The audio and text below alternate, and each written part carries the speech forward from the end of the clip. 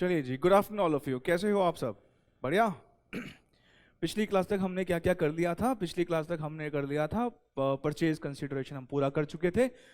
कैसे कैलकुलेट करते हैं, दो मेथड थे, कौन कौन से? Net asset method, net payment method. उसके बाद हमने books of new company start कर लिया था। बुक्स ऑफ न्यू कंपनी जो था, हमने उसके ऊपर हमने जो मेन मेन एंट्रीज करी थी, पहली वाली business purchase to liquidator. Vendor अगर नॉन कॉर्पोरेट है तो लिक्विडेटर की जगह क्या आ जाएगा? उस वेंडर का नाम। मिस्टर बंसल याद है, मिस्टर ए एंड बी याद है। दूसरी एंट्री क्या थी? Sundry assets debit to sundry liabilities to business purchase. Balancing figure या तो गुडविल आएगा या कैपिटल रिजर्व आएगा। थर्ड एंट्री क्या थी?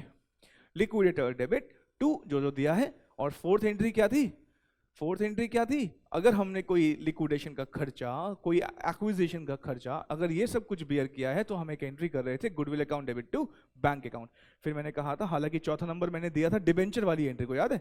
गुडविल टू बैंक मैंने कहा था नंबर 5। ऐसे कोई नंबर है नहीं, हमने सिर्फ अपने रेफरेंस के लिए नंबर दिया था। अच्छा, डिबेंचर्स अगर होंगे तो मैंने कहा था आपको एक और एंट्री पास करनी पड़ेगी। पहले तो सेकंड एंट्री में आप जब 2 करके लिखेंगे तो लायबिलिटी फॉर डिबेंचर के नाम से लिखेंगे, बिकॉज डिबेंचर तो उस कंपनी के थे, हम तो यहां पर एक लायबिलिटी टेकअप कर रहे हैं। अब इसको हो सकता है हम अपने डिबेंचर इशू करें, हो सकता है हम कैश दे दें, हो सकता है अपने शेयर इशू कर दें। तो मैंने बताया था सेकंड एंट्री में टू लायबिलिटी फॉर डिबेंचर लिखना, और फिर जो चौथी एंट्री होगी, liability for debentures debit to debenture to preference share capital, या टू जो भी कुछ आप उसको दे रहे हैं उसके ऊपर। याद होगा मैंने डिबेंचर्स के ऊपर पिछली क्लास में कई सारे केसेस कराए थे। उस केसेस को हमने फिर देखा भी था, एक आध क्वेश्चन हमने सॉल्व भी किया था, और वो क्वेश्चन जो हमने सॉल्व किया था उसके बाद हमारा डिबेंचर का पॉइंट थोड़ा सा और बेहतर तरीके से हो गया था। आज की क्लास में हम आगे की बात करेंगे, और आगे क्या बात करेंगे वो हम अब एक क्वेश्चन करते हैं। मैं थोड़ा थोड़ा जो भी हमारे पुराने अच्छे अच्छे पॉइंट्स थे मैं सब आपको रिवाइज भी करवाता जाऊंगा। जैसे जैसे हम आगे बढ़ते जाएंगे मैं आपको पुराना रिवाइज करवाता जाऊंगा। ठीक है जी?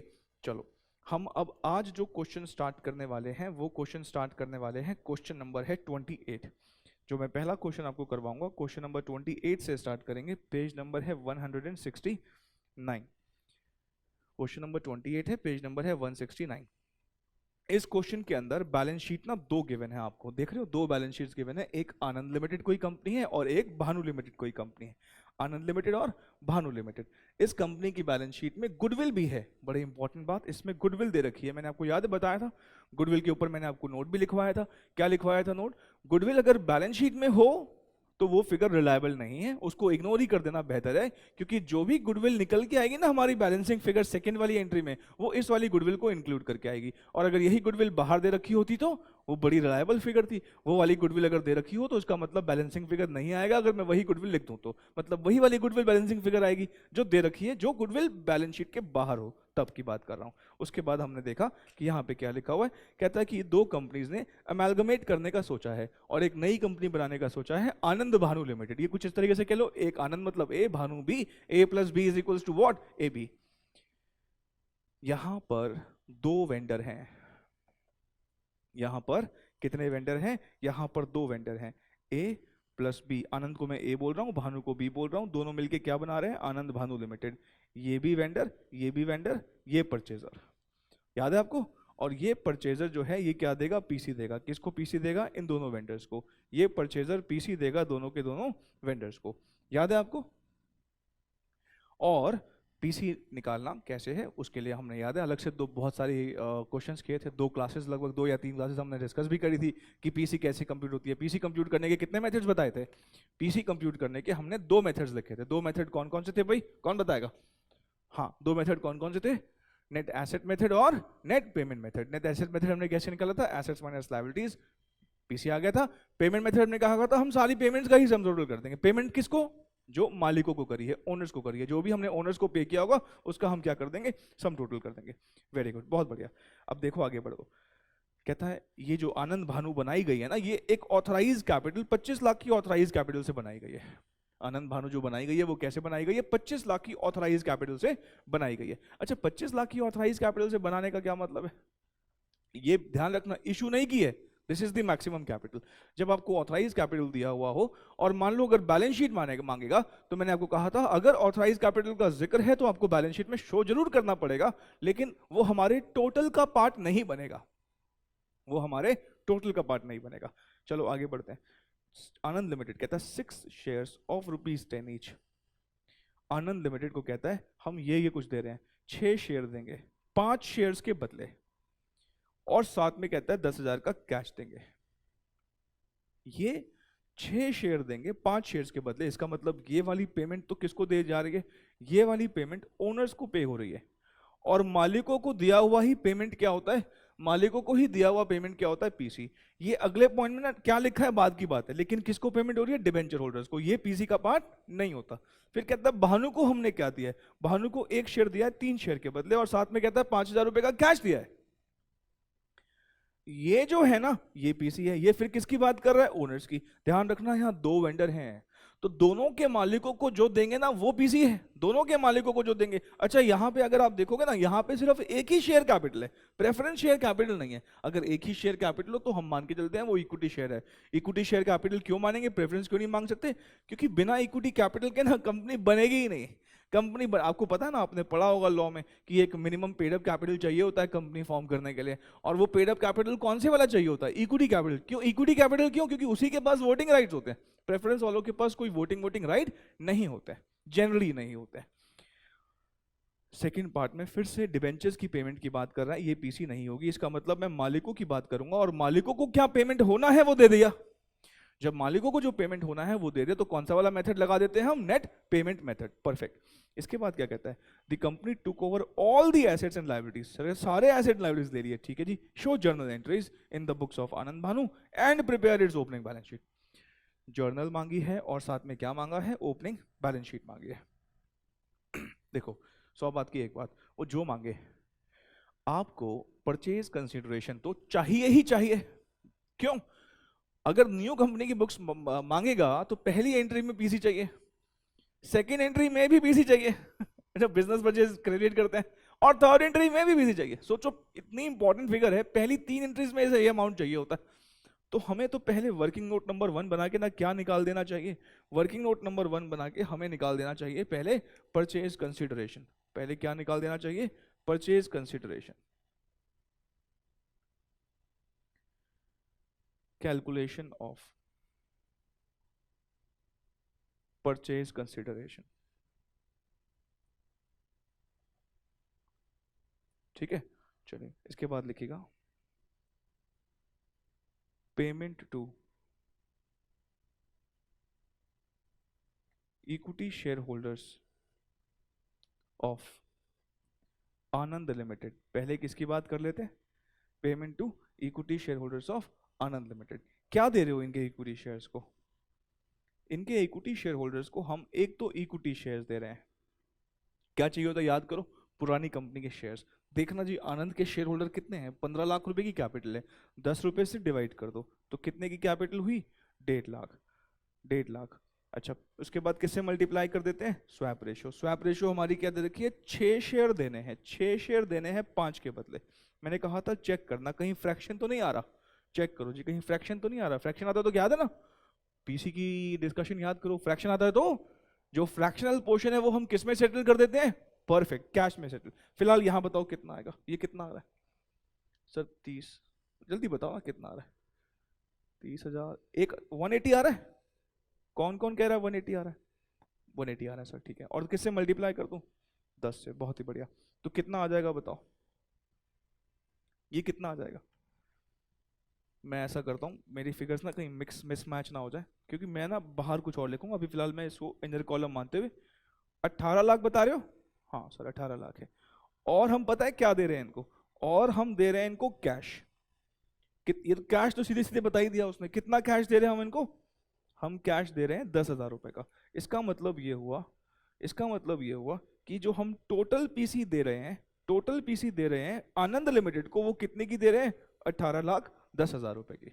This is the total PC which we are paying to Anand Limited. अब क्या बोले भाई, पीसी ध्यान रखना हमेशा किसको देते हैं, मालिकों को, मालिकों को देते हैं। तो payment to equity share holders of, payment to equity share holders of Bhanu Limited, payment to equity share holders of Bhanu Limited. बताओ जी क्या दे रहे हैं इनको, पहले तो इनको दे रहे हैं इक्विटी शेयर्स। अच्छा पुरानी कंपनी के शेयर बताओ, भानु के कितने shares, 3,90,000 divided by 10, 39,000 into swap ratio बताओ, 1 शेयर फॉर एवरी 3 शेयर्स। और कितने का शेयर है इनका, 10 रुपए का। पहले चेक कर लो फ्रैक्शन तो नहीं आ रहा, नहीं सर, फ्रैक्शन नहीं आ रहा, 13,000। इसका मतलब इनको शेयर कैपिटल कितने की जा रही है, 31, और साथ में क्या देना पड़ेगा, कैश। कैश कितना दे रहे हैं इनको, 5,000। तो टोटल पीसी इनको कितना गया, 1,35,000। तो आनंद लिमिटेड पुरानी कंपनी दो है ना, पहली पुरानी कंपनी को कितना पीसी देंगे, 1810, और दूसरी पुरानी कंपनी को कितना पीसी देंगे, 135। तो टोटल पीसी कितने की जाएगा हमारे से, आनंद भानु को तो ये टोटल पीसी देना पड़ेगा। कितने का पीसी आएगा बताओ, 19,45,000। अब ध्यान से मेरी बात को सुनना, अभी जर्नल पास करेंगे, पता है ना, और जब जर्नल पास करेंगे, जब सेकेंड एंट्री पास करेंगे, सेकेंड एंट्री पास करते वक्त आपको ध्यान रखना है लिक्विडेटर एक नहीं, हाँ दो दो। क्या नाम लिखेंगे, liquidator of Anand Limited to liquidator of perfect to liquidator of Bhanu Limited. अरे भाई दो कंपनियां वाइंड अप हो रही है ना, दो कंपनियां बंद हो रही हैं, तुम्हारी नई कंपनी खुलने की वजह से दो कंपनियां बंद हो रही, तो दो लोगों को दोगे ना परचेज कंसिडरेशन, आनंद को अलग, भानु को अलग। तो आनंद का अलग लिक्विडेटर अपॉइंट होगा और भानु का अलग लिक्विडेटर अपॉइंट होगा। बहुत ही बढ़िया। तो अब हम क्या करें, अब हम करते हैं ये जर्नल एंट्रीज शुरू। लिखेगा इन द बुक्स ऑफ, किसकी किताबें बनाएंगे, बढ़िया, इन the books of Anand Bhanu limited, in the books of Anand Bhanu limited journal. ठीक है, ये हटा दूं मैं यहां से, कर रहे हो नोट। चलो जब तक मैं पहली एंट्री पास करता हूं, आप भी पहली जो कर चुके हैं पहली एंट्री तो पास करें, मैं बदलता हूं पेज। पहली एंट्री तो पास कर ही सकते हो, क्या कह रहे हो, नहीं कर सकते, आपको तो क्लास में बैठने का अधिकार नहीं, निकल जाओ यहां से, नहीं कर सकते, जबान लड़ाते हो टीचर से। घोर कलयुग आ चुका सच में।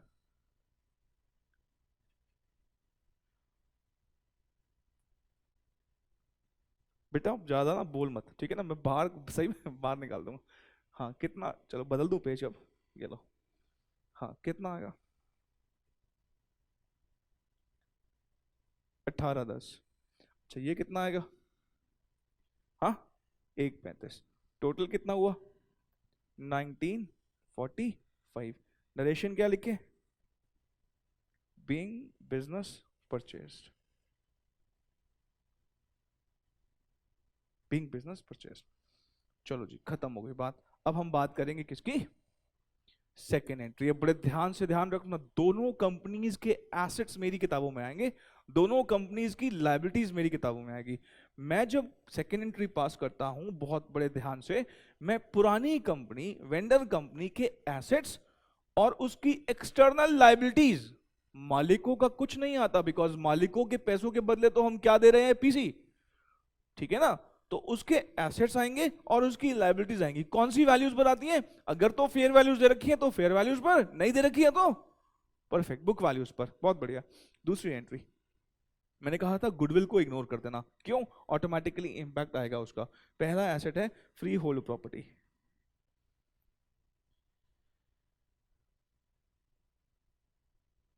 फ्री होल्ड प्रॉपर्टी, हाँ जी कितने रुपए की फ्री होल्ड प्रॉपर्टी है सर, दोनों की मिला के 580 की है, ठीक है जी। इसके बाद है प्लांट एंड मशीनरी,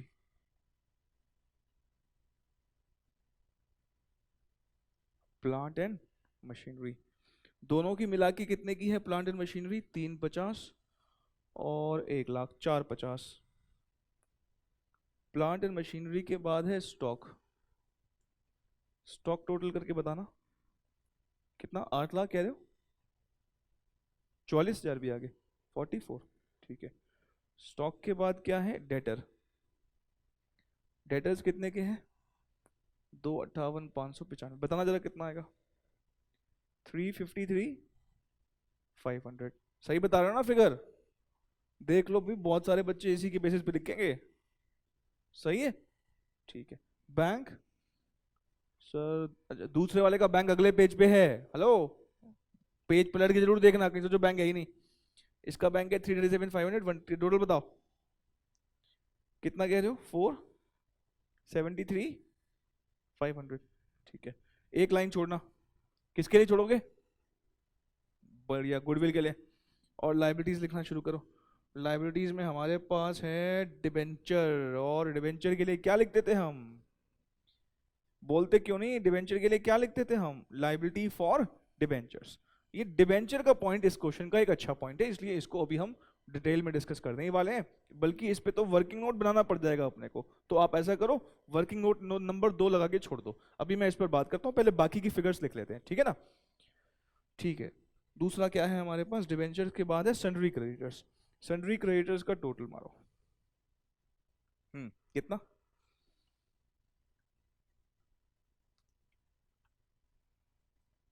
कितना कह रहे हो बताओ ना? 3,14,850। अच्छा, सैलरी क्रेडिटर्स हो गया।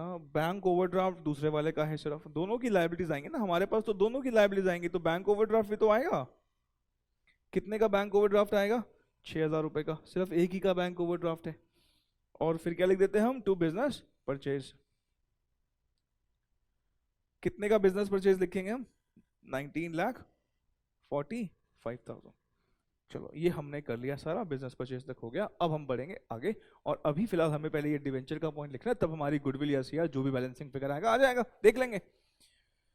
लेकिन पहले हमें बात करनी है डिवेंचर्स के पॉइंट को लेकर। तो एक वर्किंग नोट बनाएंगे। जरा बताना मुझे इस क्वेश्चन में कितनी एंट्रीज पास करोगे आप? एक एंट्री करोगे अभी लिक्विडेटर की पीसी को डिस्चार्ज करने की, मतलब पीसी डिस्चार्ज करने की, और एक चौथी एंट्री और होगी क्या? हाँ सर, डिवेंचर की लायबिलिटी भी तो पे करनी पड़ेगी ना, ये जो आएगा ये देने पड़ेंगे ना हमें डिवेंचर्स। 4 एंट्रीज इनऑल होंगी। यहाँ पर कोई एक्विजिशन का खर्चा, लिक्विडेशन का खर्चा, ये सब नहीं है। होता तो हम एक और एंट्री करते। कौन सी एंट्री करते? Goodwill account debit to bank account. Perfect, बिल्कुल सही कह रहे हो आप। चलो अब हम आगे बढ़े, और हम थोड़ा सा आप समझे कि मैं क्या बोलने जा रहा हूँ और क्या हमें करना है। आइए जरा, चलो अब देखें डिबेंचर्स के पॉइंट के लिए क्या लिखा हुआ है। देखो क्या लिखता है। Debenture holders were to be allotted such debentures in the new company bearing interest at 7% per annum as would bring the same amount of interest. क्या बोल गया सर? फिर से पढ़ो एक बार। Debenture holders were to be allotted such debentures in the new company bearing interest at 7% per annum as would bring the same amount of interest. पहले इस line का तो ये मतलब मुझे समझ में आता है कि हम जो डिबेंचर देंगे ना, उसका ब्याज ना 7% होगा। ये नहीं पता अभी कितने देंगे, लेकिन ये बात तय है कि हम जितना भी देंगे ना, उसका इंटरेस्ट रेट कितना होगा। मतलब हम जो डिबेंचर इशू करने वाले हैं वो कौन से वाले इशू करने वाले हैं? 7% डिबेंचर्स। हम जो डिबेंचर इशू करेंगे 7% देंगे। अच्छा, उसने क्या बोला है कि 7% डिबेंचर इस तरीके से इशू करो कि उनका इंटरेस्ट का अमाउंट जो है ना वो सेम आए। फिर से पढ़ो। Debenture holders were to be allotted such debentures in the new company. कहता है न्यू कंपनी में इतने डिबेंचर इशू करना, बियरिंग इंटरेस्ट 7%। कहता है 7% का ब्याज हो पहले तो उस डिबेंचर का, as would bring the same amount of interest. आप मुझे बताना, सोच के बताना। आओ पहले आनंद की बात करते हैं। आनंद के अभी डिबेंचर कितने हैं? 8%। इनको इंटरेस्ट कितने पर मिलता होगा? 3.5 लाख पर। एक बार 3.5 लाख का 8% निकालो।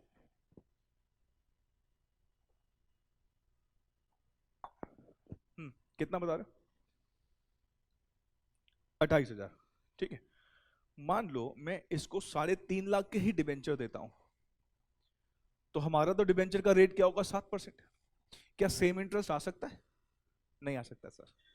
मतलब अगर मुझे इनको 28,000 का ही इंटरेस्ट की कमाई दिलानी है, तो मुझे इनको डिबेंचर ना अलग इशू करने पड़ेंगे। मैं इनको 3.5 लाख के डिबेंचर नहीं इशू कर सकता। क्यों? क्योंकि इनका रेट ऑफ इंटरेस्ट कितना है? 8, और हम कितना देने वाले हैं? 7।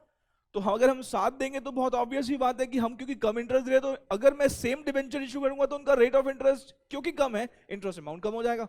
दूसरे देखो, ये तो 10% डिबेंचर है, कितना इंटरेस्ट अमाउंट पे करते हैं वो? 7,000 रुपए का।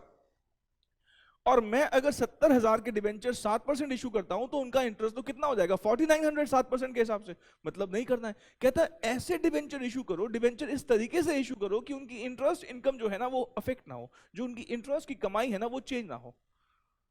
आ रही बात मेरी समझ में क्या बोल रहा हूं? तो आपको क्या करना चाहिए? हम ना अब क्या करते हैं, हम एक वर्किंग नोट नंबर 2 बनाते हैं। लिखो, let debentures issued be X. मैं ना अभी एक शॉर्टकट भी बता दूंगा आपको, पहले लॉन्ग कट से बताता हूं ताकि सबको बात समझ में आ जाए। Let debentures issued be X. Of course हमें इस तरीके से बात करनी है क्लास में मेरी पूरी कोशिश रहती है कि मैं इस तरीके से एक्सप्लेन करूं कि हर एक बच्चे को समझ में आए, चाहे उसका लेवल बहुत ऊपर हो, चाहे उस लेवल को बहुत नीचे हो, चाहे वो एक मेडिकल स्टूडेंट हो, चाहे वो एक बड़ा ब्रिलियंट स्टूडेंट हो, बात ऐसी बोली जाए जो सबको समझ में आए, ठीक है ना। चलो अब हम क्या करें, अब हम लिखेंगे debentures to Anand Limited, debentures to Anand Limited. अब ध्यान से, हाँ, वो कह रहा है कि जो इंटरेस्ट अमाउंट है ना, इंटरेस्ट अमाउंट अभी कितने परसेंट डिबेंचर्स है, 8 ना, इंटरेस्ट अमाउंट ऑन 8% डिबेंचर्स जो उनके ऑलरेडी हैं बराबर होना चाहिए इंटरेस्ट अमाउंट ऑन 7% डिबेंचर्स जो हम देंगे। कह रहा है इंटरेस्ट का अमाउंट ना बराबर होना चाहिए। हमें पता है कि हम ना 3.5 लाख का 8% दे रहे हैं इनको, मतलब कितना बताया था आपने, कितना बताया था आपने, 28,000 दे रहे हैं।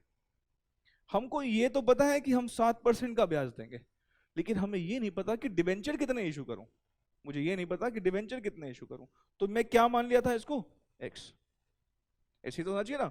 अच्छा 7% मतलब हो जाएगा 7/100 इंटू एक्स, तो x कितना आ जाएगा 28,000 इंटू 100/7, बताना जरा कितना आएगा, 4 लाख रुपए के डिबेंचर देने। अब लगा लो हम 4 लाख के डिबेंचर देंगे तभी तो 7% का 28,000 होगा, 4 लाख का 7%, इसका मतलब उनके 3.5 लाख रुपए के डिबेंचर्स के बदले हमें कितने के डिबेंचर इशू करने पड़ेंगे, 4 लाख रुपए के। हमें कितने के डिबेंचर, तभी तो उनका सेम अमाउंट ऑफ इंटरेस्ट आएगा ना। अच्छा अब इस तरीके से क्या कर लो आप, डिबेंचर्स टू भानु निकाल लो।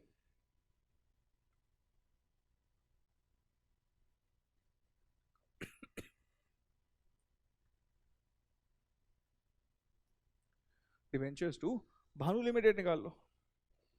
अच्छा वापस से वही कर लो, कितने जरा बताना, 70,000, 10%, हम कितना देंगे x, 7%, उनको 7,000 रुपए का ब्याज चाहिए, हमारा रेट ऑफ इंटरेस्ट 7% है, तो x कितना आएगा, 7,000 को किससे मल्टीप्लाई कर दूं, 100/7 से, बताइए कितना आ रहा है, 1 लाख रुपए। इसका मतलब मुझे उनके 1 लाख रुपए के डिबेंचर उनको इशू करने पड़ेंगे उनके 70,000 के डिबेंचर के बदले। अच्छा 1 लाख का 10% कितना होता है, सॉरी 1 लाख का 7% कितना होता है, 7,000, तो हमारा कितना इंटरेस्ट आएगा, वही सेम ही आएगा, उनका इंटरेस्ट क्या आने वाला है, सेम आने वाला है। तो हम क्या लिखे हैं finally, therefore debentures issued to Anand Limited 4 lakh, debentures issued to Bhanu Limited 1 lakh, total कितने के डिबेंचर इशू करोगे आप, 5 लाख के, ठीक है, 5 लाख के। मैं आपको इसका एक शॉर्टकट बता दूं क्या, अगर मान लो आपको ये 1 शॉट निकालना हो बिना किसी प्रॉब्लम के, एक शॉर्टकट बता दूं क्या इसका आपको, हाँ चलो बता देता हूँ। देखो शॉर्टकट देखो, इस वर्किंग नोट से बचना चाहो तो सीधा शॉर्टकट से कर सकते हो। मुझे ये बताओ 3.5 लाख रुपए का 8%, कितना उनका कितना रेट था पहले वाले का, पहले वाले का कितना था, 8 था, 3.5 लाख का 8% प्लस 70,000 थे, 70,000 का 10%, ठीक है ना, कितना हो गया मिला के पता है ना आपको, 28 के 7 के कितना हो गया, बोलते क्यों नहीं, कितना हो गया, 35। मैं कह सकता हूं कि हम जितने भी डिबेंचर्स देंगे ये 35,000 रुपए उन डिबेंचर का 7% है। जब किसी चीज को 100% बनाना हो, जब किसी चीज को 100% बनाना हो तो जितना वो रिप्रेजेंट कर रहा हो ना उससे डिवाइड कर देते हैं।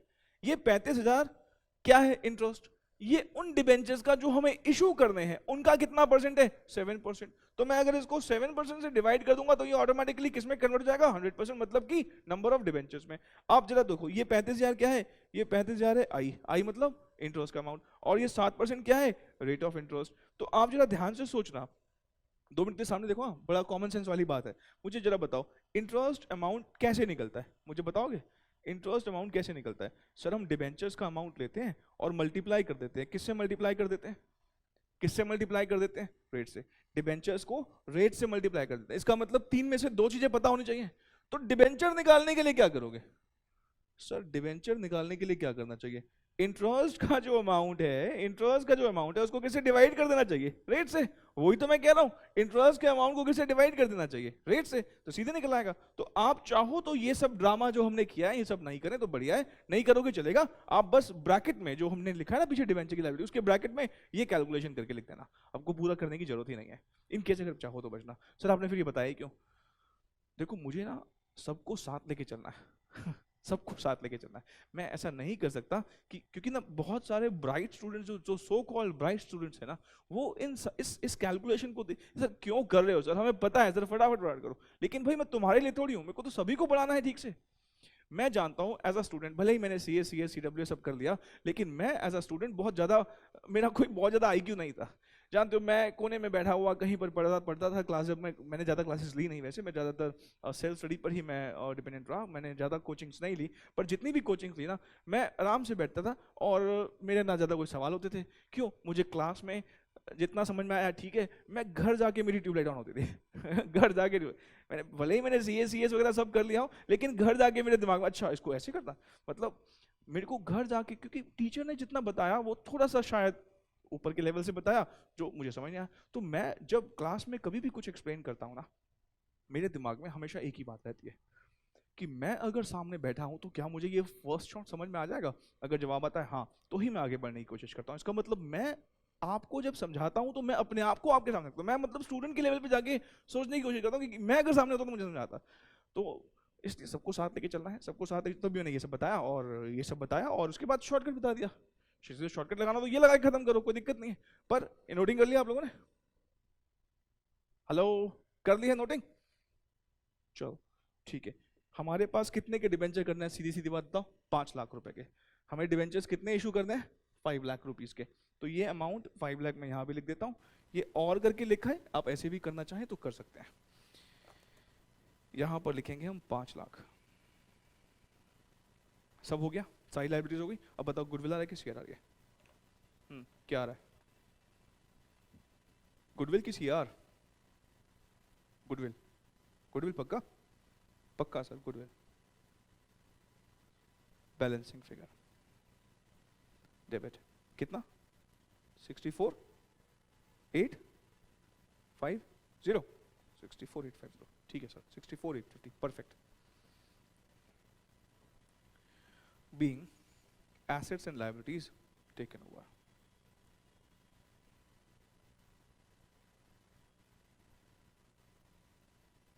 क्या पूछ रहे हो?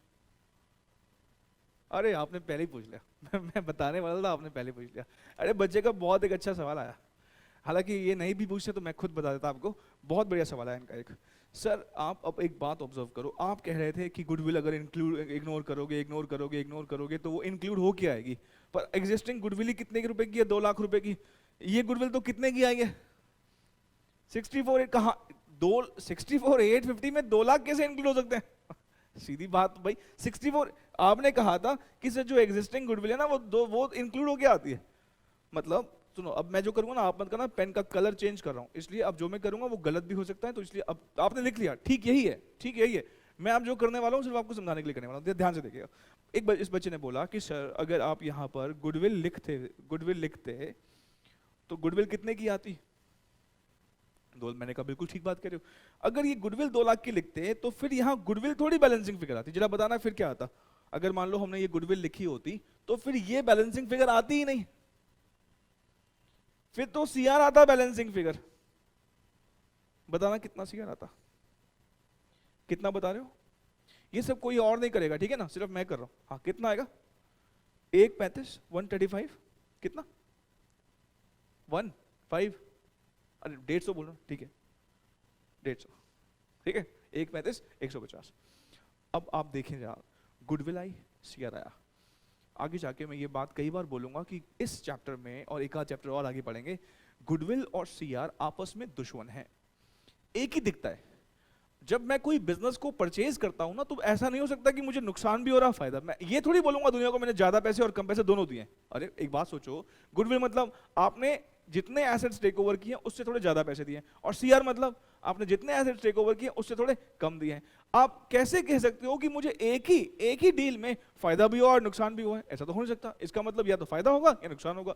एमालगमेशन में हम क्या करते हैं, गुडविल या सीआर में से किसी एक चीज को दिखाते हैं, दोनों नहीं दिख सकती, आपस में दुश्मन है। एक ही बैलेंस शीट में गुडविल सीआर, ना बाबा ना। एमालगमेशन नहीं होता ऐसा। मतलब क्या, मुझे इस गुडविल को इस सीआर को आपस में नेट ऑफ करना है। कौन दिखेगा? जो ज्यादा ताकतवर होगा। इन दोनों में से कौन दिखेगा? जो ज्यादा ताकतवर, मतलब जिसका अमाउंट ज्यादा होगा। गुडविल ज्यादा है कि सीआर ज्यादा है? सर गुडविल ज्यादा है। तो पता है क्या होने वाला है, अगर हम ऐसा करेंगे ना, फिर गुडविल 2 लाख रुपए की और सीआर 135 150 का आपस में कैंसिल हो जाएगा, और हम ना नेट गुडविल शो करेंगे बैलेंस शीट में। और ये नेट गुडविल कितने की आ रही है बोलो? 64, और हमने भी कितनी निकाली? 64,850। इसका मतलब इंपैक्ट कोई नहीं पड़ता, कोई डिफरेंस नहीं है ये, बल्कि बढ़िया है, सीधा ही वही आता है जो दिखाना है। अदरवाइज क्या होता, एक गुडविल एक सीआर, फिर आप सोचते अरे यार इनको आपस में, पता आपको एक और एंट्री करनी पड़ती। क्या एंट्री करनी पड़ती? इस गुडविल को सीआर के अगेंस्ट खत्म करना पड़ता, इस सीआर को गुडविल के अगेंस्ट खत्म करना पड़ता, नेट गुडविल तब आती। मतलब वो मैं बताऊंगा आगे जाके, कुछ में तो हमें करना ही पड़ेगा, वैसा मैं बताऊंगा क्या है वहां पे। कुछ और बात है, ये वाली बात, ये तो हमेशा आपको ऐसे ही करना है। गुडविल सीआर को नेट ऑफ करना मैं सिखाऊंगा, वो आगे जाके होगी, और वो क्यों किस सिचुएशन में होगी वो अलग बात है, लेकिन ये तो हमेशा ऐसे ही करना आपको। गुडविल अगर बैलेंस शीट में गिवन है, इग्नोर इट। क्यों? वही आएगा जो होना चाहिए। अब गुडविल मान लो अगर आप लिख देते तो सीआर आता, फिर आपस में क्या करते, सेट ऑफ करते, तब भी तो नेट गुडविल कितने की शो होती? 64,850 की। अभी भी कितने की आई थी? 64,850 की। इसलिए फर्क नहीं पड़ता। मेरी बात समझ आ रही है आपको? तो इसलिए आप ये जो मैंने रेड कलर से किया है ये सब मत कीजिएगा, ये करने की जरूरत नहीं है, अदरवाइज आपका जो नोट्स बने हैं वो कहीं ना कहीं थोड़े से बेकार हो जाएंगे, इसलिए मत कीजिएगा इसको। हम क्या करें अब आगे? अब हम थर्ड एंट्री पे चलते हैं। तो हमारी गुडविल कितने की है, ये सब रेड कलर इग्नोर कर दो। गुडविल कितने की आई थी? 64,850 की। हमें बैलेंस शीट में कितनी शो करनी है? 64,850। ठीक है जी, थर्ड एंट्री बताओ sir. Third entry PC discharge करने की है। हाँ तो करो ना। Liquidator of Anand limited, liquidator of Bhanu limited, 2 equity share capital. चलो पहले ये बताओ इनका कितना था? 18, कितना? 18 10, और इनका कितना था? 135। अच्छा, कोई सिक्योरिटीज पे हम तो है नहीं ना। चलो इक्विटी शेयर कैपिटल कितने की? 18 इक्विटी शेयर कैपिटल थी ना, इनकी कितने की इशू करी हमने? 18 लाख की। इनको कितने की इशू करी है? 130 की। तो और कैश कितना हुआ? 15, और 1930 का क्या हुआ? Equity share capital. प्रीमियम में तो कोई है ही नहीं, पार पे था। तो 18 लाख प्लस 130 कितना हो जाएगा? 19,30,000। और क्या क्रेडिट करेंगे? कैश तो दिया है। कैश कितने का दिया है? एक को दिया है 10 का और दूसरे को दिया है 5 का। टोटल कितना हो जाएगा? 15,000। Being PC discharged. आपको आई होप मेरी बात समझ में आ रही है। और चौथी एंट्री हमें क्या करनी पड़ेगी? Liability for debentures. Perfect, liability for debentures. जरा देखना कोई डिबेंचर्स हमने प्रीमियम पे इशू किया है क्या? ऐसा कहीं लिखा है क्या डिबेंचर प्रीमियम पे इशू किया? उसने ऐसा कहीं नहीं लिखा हुआ। उसने बस क्या बोला है? 7% इंटरेस्ट वाले डिबेंचर देने हैं। ये तो नहीं बताया कि कितने में देना है, कैसे देना है। अगर नहीं बताया तो मैं क्या मानूं? फेस वैल्यू पे ही दे रहे होंगे। टू 7% प्रीमियम और डिस्काउंट तो एक्सेप्शनल चीजें हो गई ना। कुछ नहीं बोलता तो हम क्या करते हैं? हम हमेशा फेस वैल्यू एज्यूम करते हैं। तो 7% डिबेंचर्स कितने इशू करोगे बताओ जी? सर 7% डिबेंचर्स हो जाएंगे 5 लाख रुपए के इशू। 5 लाख रुपए के। नरेशन क्या लिखी जाएगी?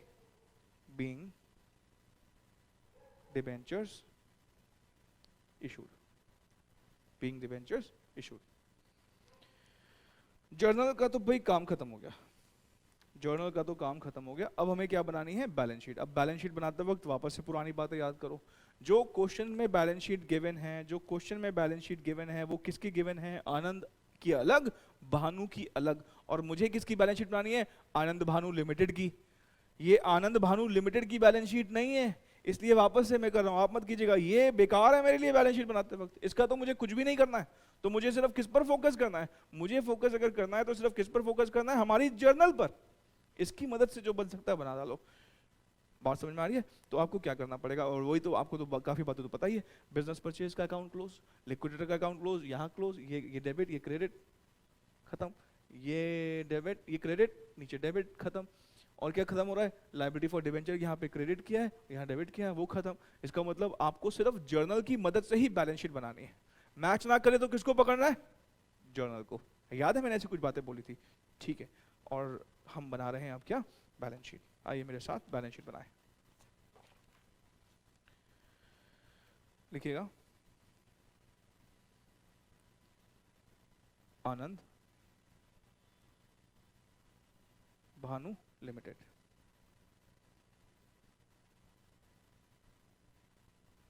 Balance sheet.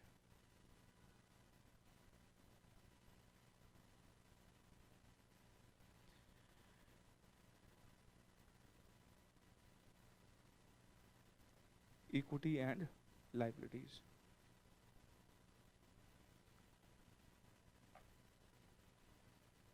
पहला,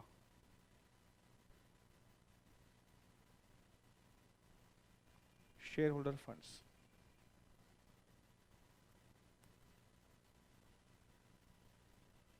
शेयर कैपिटल।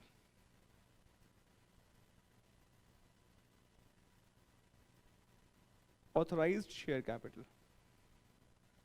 मैंने बताया था ना, जब ऑथराइज शेयर कैपिटल का जिक्र हो तो दिखानी पड़ती है भैया। कितने की ऑथराइज शेयर कैपिटल बताई थी? 25 लाख रुपए की बताई थी। 10 रुपए के हिसाब से तो 2.5 लाख शेयर हो गए ना। 2.5 lakh, 2,50,000 equity shares of ₹10 each, 25 lakh. ठीक है, इसका टोटल नहीं करते, ये बात हम कई बार बोल चुके हैं। उसके बाद हम शो एक्चुअली में क्या करते हैं? Issued and paid up capital, जितना हमने इशू किया है वो वाली कैपिटल शो करते हैं। ठीक है, चलिए अब बताइए आपने जर्नल, ये बैलेंस शीट नहीं देखनी है, जर्नल में देखो। जर्नल में कितने शेयर्स इशू किए हमने? जर्नल में हमने ये 19,30,000 के शेयर्स इशू किए हैं। 10 रुपए का एक शेयर, तो इसका मतलब हमने कितने शेयर इशू किए हैं? 1,93,000। 19,30,000 को 10 से डिवाइड कर दोगे तो 1,93,000 इक्विटी शेयर्स ऑफ ₹10 ईच, 19,30,000। ठीक है, इसके बाद हम लिखते हैं रिजर्व्स इन सरप्लस। लेकिन इस क्वेश्चन में कोई सिक्योरिटीज प्रीमियम तो है नहीं सर। लेकिन देखो तो सही, जनरल रिजर्व वगैरह, शेयर प्रीमियम वगैरह, अरे भाई वो किसका देख रहे हो आप? फिर वही गलती। किसका है वो सिक्योरिटीज प्रीमियम, जनरल रिजर्व? अरे भाई वो ओल्ड कंपनीज का है। वो तो हमने जो टेक ओवर किया वही तो लाएंगे ना। हम ओल्ड कंपनी मतलब पुरानी कंपनी का क्या लेके आते हैं? लाइबिलिटी और एसेट। और वो कहाँ दिख रहे हैं? जर्नल में ना। इसको देख के बनाओ ना। यहाँ पे कहीं दिख रहा है आपको सिक्योरिटीज में जनरल रिजर्व? नहीं दिख रहा है। उसको क्यों देख रहे हो आप? वो देखोगे तो गलती होगी ही। ठीक है, चलो दूसरा हेड बताओ। Non current liabilities. Non current liabilities 7% debentures, 5 lakh.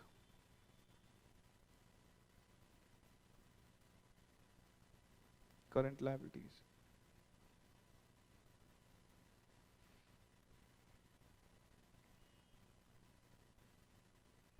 Sundry creditors कितने के लिए थे? 314,850। 314,850। और क्या लिया था? Bank overdraft.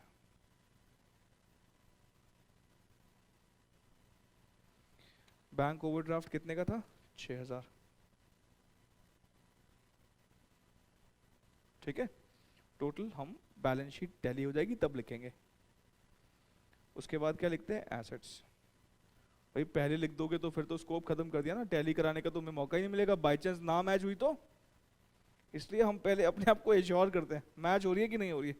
भिड़ाना तो है ही ना, मैच तो करानी है ना जैसे तैसे करके।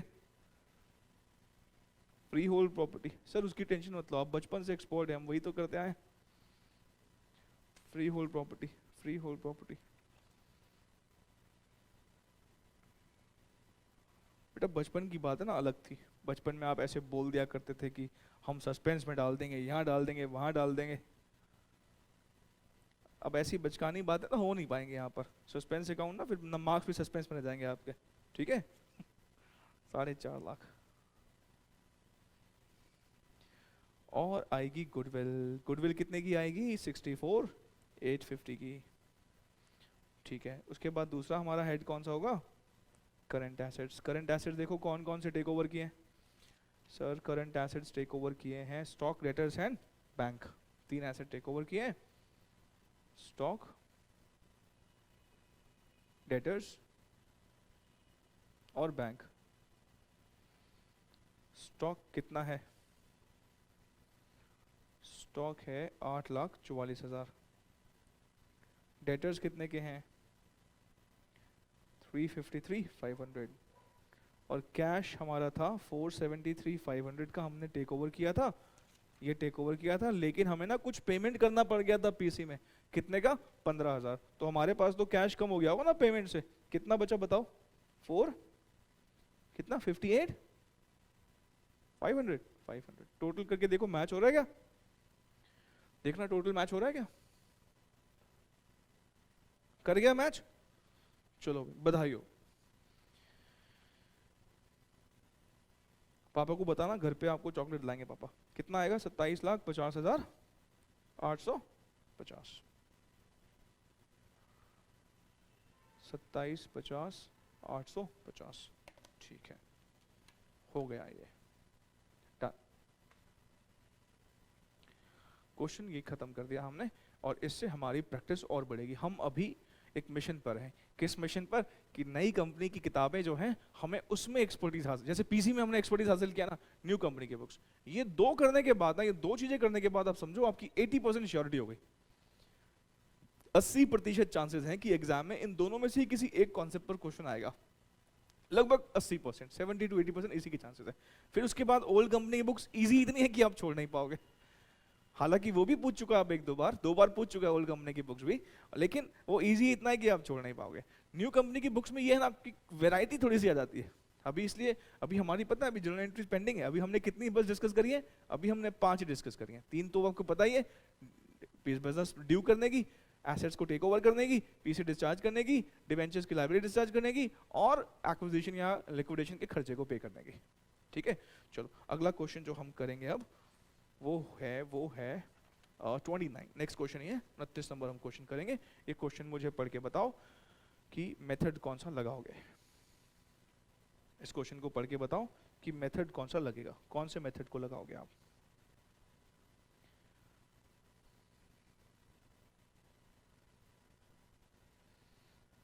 ठीक है, पेमेंट मेथड लगाओगे कि एसेट मेथड लगाओगे? पहले ये बताओ। मैं कह रहा हूँ बाकी मारो सबको गोली। पीसी हम यहाँ पर कैलकुलेट करने वाले हैं। आप मुझे ये बताइए कि कौन से मेथड से पीसी निकालोगे आप। सोच के बताना। सोच लिया? क्या बोलते हो बताओ जी। Payment method, payment method. कितने बच्चे पेमेंट मेथड बोल रहे हैं? ओहो, nearly 30% students. Asset method, oh tie 30%। बाकी के 40%? सर जैसा आपको ठीक लगे। बाकी के 40% जैसा आपको ठीक लगे, जैसा कहोगे सर हम बिल्कुल कोई सवाल ही नहीं करेंगे, हमें तो बस आप जैसा कहोगे वैसा मान लेना है। अरे कुछ तो बोलो। बाकी के 40% क्या कहते हो आप? एसेट मेथड की पेमेंट मेथड, किस तरफ जाओगे? आपने टाई करा दिया, आधे बोल रहे हैं एसेट, आधे बोल रहे हैं पेमेंट। अब हम पढ़ के एक बार अंदाजा लगाते हैं। ठीक है, 2 कंपनी से हरी वायु। अच्छा गुडविल गिवन है, गुडविल गिवन है हरी की भी और वायु की भी।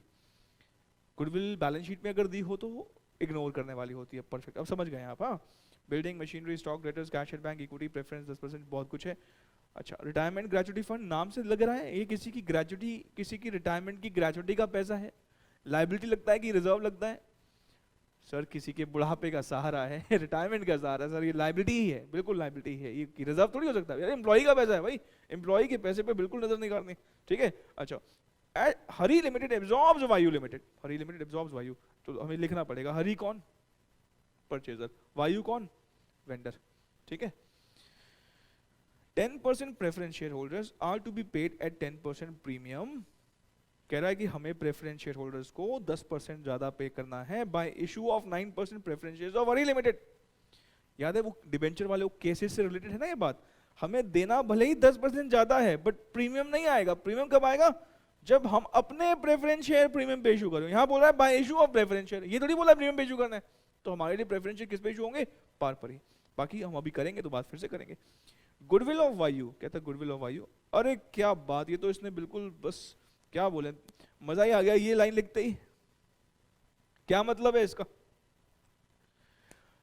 बाहर दे दी गुडविल, और बाहर देने का मतलब इस बार बैलेंसिंग फिगर नहीं आएगी, अंदर दे रखी थी। अगर मान लो ये बाहर ना दे रखी होती तो मैं इसको इग्नोर करता, इसका मतलब ऑटोमेटिकली गुडविल बैलेंसिंग फिगर निकल के आती, इसको इंक्लूड करके आती, इसके इंपैक्ट को एडजस्ट करके आती। लेकिन यहां तो सीधा बाहर दे दी।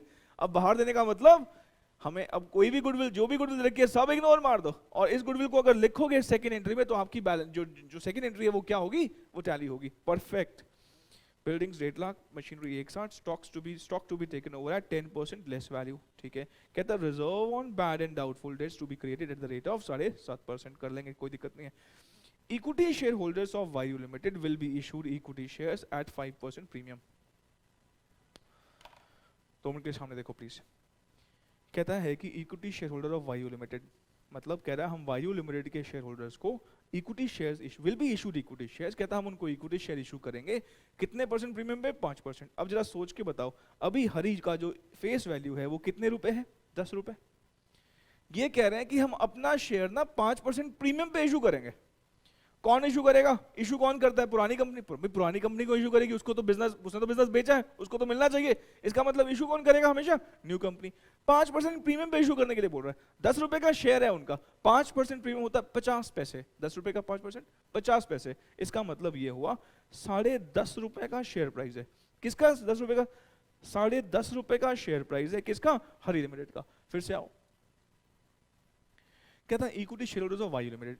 कहता है जो पुरानी कंपनी है, वायु मतलब कौन? वेंडर। कहता है वेंडर कंपनी को हम क्या इशू करेंगे? Will be issued.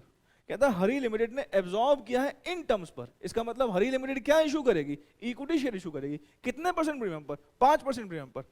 ये प्रीमियम किस पे निकालना चाहिए? उनकी फेस वैल्यू पर। उनकी फेस वैल्यू कितने रुपए? 10 रुपए। 10 रुपए का 5% कितना होता है? 50 पैसे। तो कितने रुपए हो जाएगा? 10.5 रुपए। कितने रुपए हो जाएगा? 10.5 रुपए।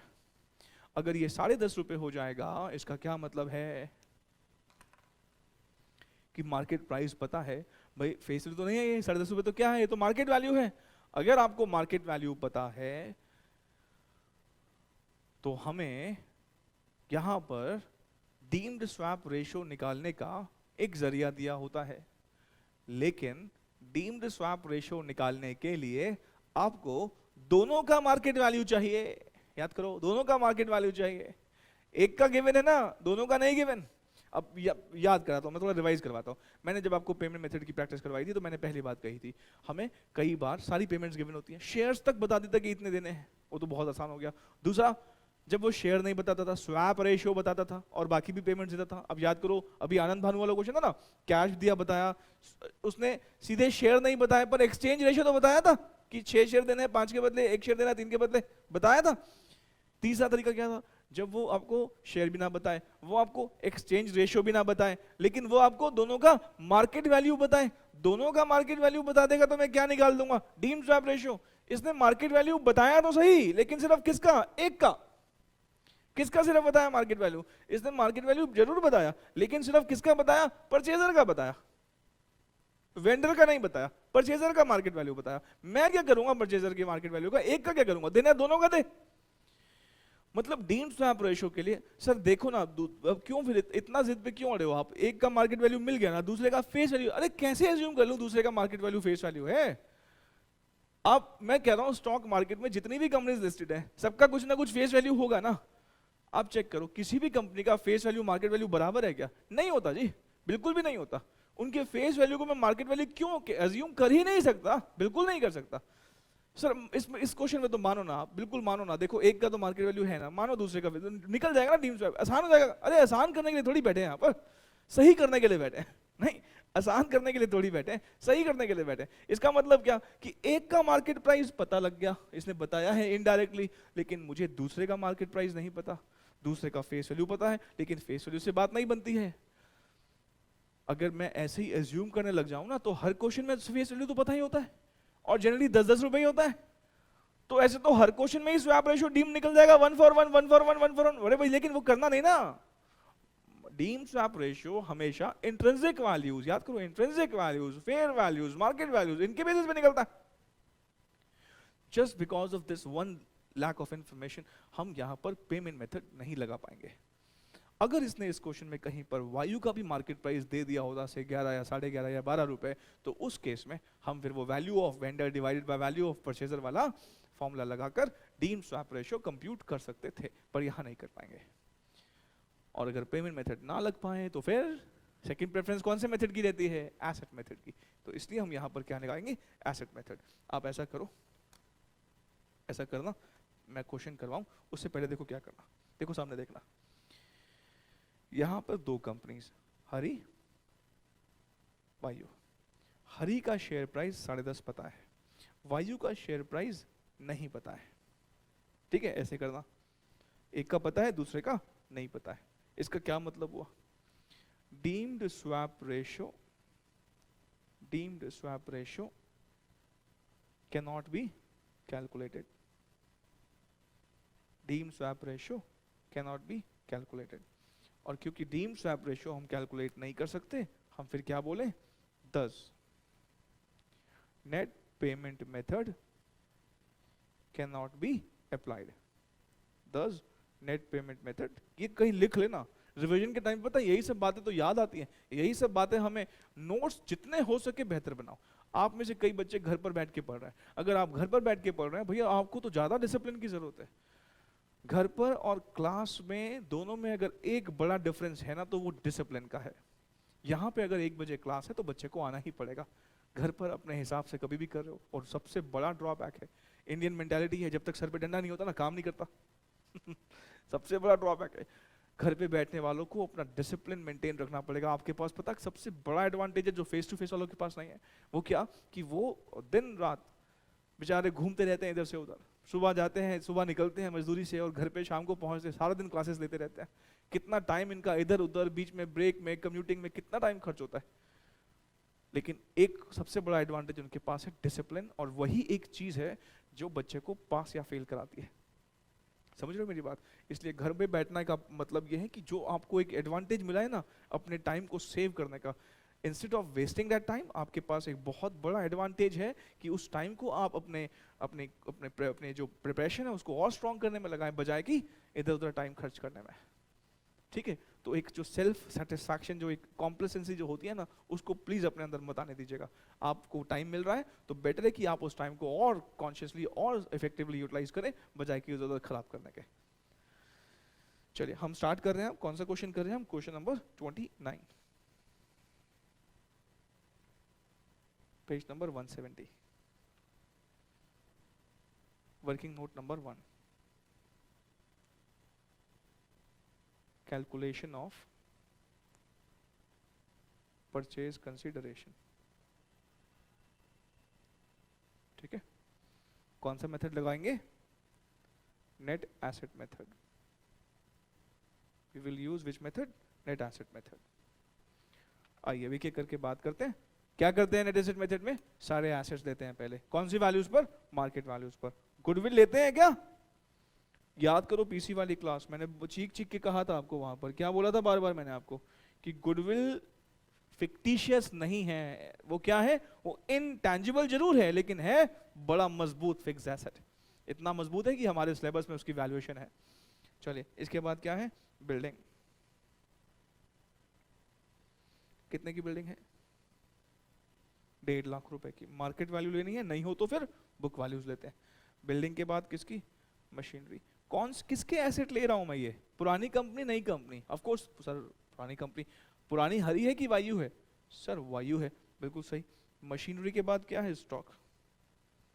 स्टॉक हमारा है 1,75,000। उसने कहा था 10% ना कम वैल्यू पे टेक ओवर करना है। इसका मतलब 175 का 10% लेस होने के बाद मतलब 90% कितना आएगा बताओ। अच्छा मशीनरी तो लिखवाई नहीं आपने, मशीनरी कितने की थी? 160 की। ये कितना बता रहे हो? 157। ठीक है। डेटर्स, डेटर्स कितने के हैं? 1 लाख। नीचे कुछ रिजर्व बनाने के लिए बोला है, देखो डेटर्स के ऊपर कुछ रिजर्व बनाने के लिए भी बोला है। कितना रिजर्व बनाने के लिए बोला है? 7.5%। तो 1 लाख का 7.5% निकाल दो, 7500 हो जाएगा। बाहर कितना लिखे? 92,500। बैंक 20,000। सारे एसेट्स मेरे ख्याल से हो गए हैं। सन्ड्री एसेट्स का टोटल कर दो। कौन कर रहा है? अरे भाई साहब कैलकुलेटर निकालो बाहर। अरे दीदी कैलकुलेटर निकालो ना।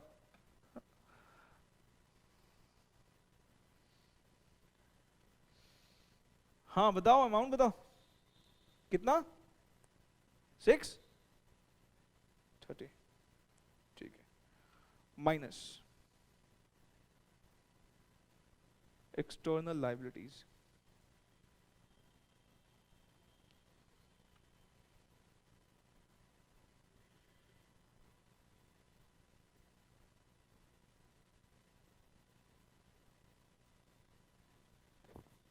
Retirement gratuity fund. कितना रिटायरमेंट ग्रेचुटी फंड है? 20,000 का। 20,000 का। सन्ड्री क्रेडिटर्स 80,000 का। ठीक है। और मेरे ख्याल से कुछ है नहीं, तो हमने निकाल दिया। क्या निकाल दिया? Purchase consideration. कितना? ये तो मैं खुद ही निकाल दूंगा, 530। ये वैसे ही आपको बता दिया मैंने, आपको पता भी है, बट स्टिल मैं लिखवा देना चाहता हूँ। ये जो है ना, ये ना एम्प्लॉय का पैसा है, इस पे ना बुरी नजर नहीं रखनी है। पराया पराया आगे भाई, एम्प्लॉय का पैसा है। कौन से वाला? तो जब आप कहोगे ना एम्प्लॉय, एम्प्लॉय को भैया वो आप मालिक थोड़ी, आउटसाइडर है वो भी, उनको पेमेंट करना है। ऐसे ही पेमेंट करना जैसे कि वो घर वाले हैं ही नहीं। घर वालों को हमें यहाँ पे इग्नोर करना ना, बाहर वाले तो पूरे के पूरे आएंगे। ठीक है, आप मेरी बात को समझ गए हो। अब आपने क्या करना है? अब आपने क्या करना है? अब आपने ये करना है कि अब आपको एक मैंने बात बताई थी, मैं पहले उसको मैं फिर से आपको याद दिलाऊंगा, आपको समझाऊंगा, आप याद करो।